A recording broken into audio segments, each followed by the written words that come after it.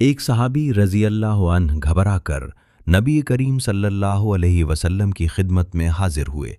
انہوں نے عرض کیا، یا رسول اللہ صلی اللہ علیہ وسلم، میں ہلاک ہو گیا۔ آپ صلی اللہ علیہ وسلم نے فرمایا، کیا بات ہوئی؟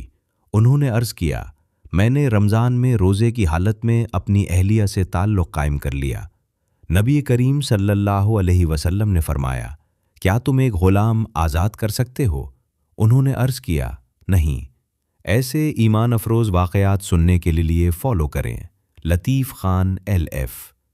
آپ صلی اللہ علیہ وسلم نے فرمایا، کیا تم مسلسل 2 مہینے کے روزے رکھ سکتے ہو؟ انہوں نے عرض کیا، نہیں۔ آپ صلی اللہ علیہ وسلم نے فرمایا، کیا تم 60 مسکینوں کو کھانا کھلا سکتے ہو؟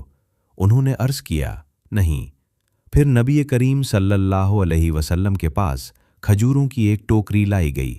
آپ صلی اللہ علیہ وسلم نے فرمایا، یہ لے جاؤ اور صدقہ کر دو۔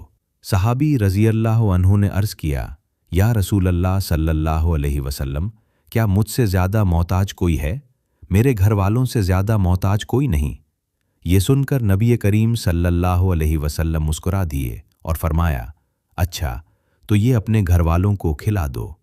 مزید اسلامی واقعات کے لیے فالو کریں لطیف خان LF۔